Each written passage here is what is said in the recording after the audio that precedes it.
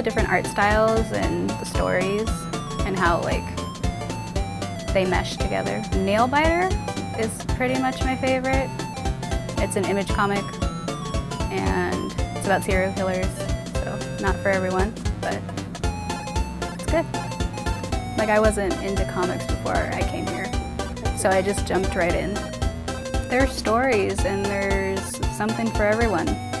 I like all the people who come in and who I work with, and my boss. I've always liked comic books. I just like the characters. I like the art and the story correlate together. We've had a comic book store for almost 6 years, but we've been here for 3.5 years in this location. You know, having a shop is fun. I buy a lot of collections, so I like that aspect too. People bring me a lot of the older books, so having a store allows for that to happen. But then again, I mean, just being part of the community too. I mean, I don't even care if people come in and buy anything, just like come in and hang out. Just the area, I mean, just being in Old Town Orange, it's almost like an outdoor mall. There's a lot of people just come here, I mean, just converge on the area, especially on the weekends. Then having the university right here as well, and there's 2 high schools that are very close. So it's just, there's a lot of people around all the time. And once they find it, they continually come in, which is great. Makes me happy. So Incredible Hulk is one of my favorites.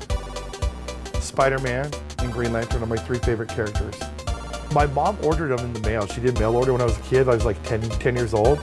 So those are the first comic books I ever read, which was Spider-Man and the Incredible Hulk. So then I found out there were comic book stores, and that was pretty cool. All right, there's some people that are just completely addicted to the books they read. I mean, they come in every week religiously. Just the emotional interaction with it, the connection is far greater than just reading a novel or even watching a TV show.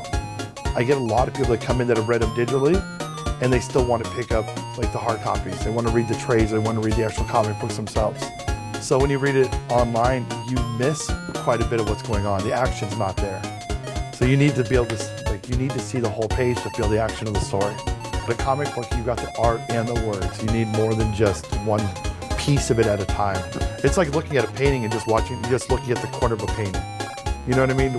There's no feel to it. You need to see the whole page. Comic books used to be aimed at like teenage boys. I mean, that was it. That was the market. Like 95% of readers were boys, or just teenagers. Now it's shifted. I mean, it's grown with a lot, with the people, and now women make up 50% of the market. It wasn't like that before. There's literally a story for everybody. Doesn't matter what you like. I mean, if you're sci-fi, if you're fantasy, it just doesn't matter.